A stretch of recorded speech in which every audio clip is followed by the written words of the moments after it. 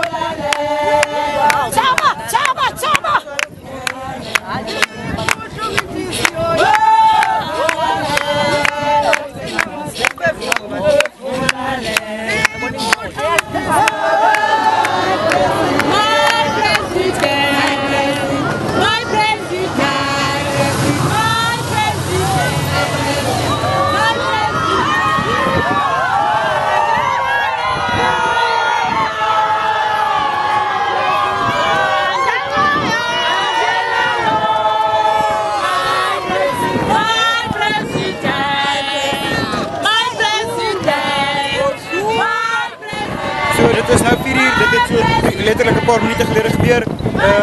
Oud-president Nelson Mandela se oorskot is hier verby. Is daar omgery na daai wit struktuur wat daar is. Jy kan nou nog die helikopter sien sweef bo dit.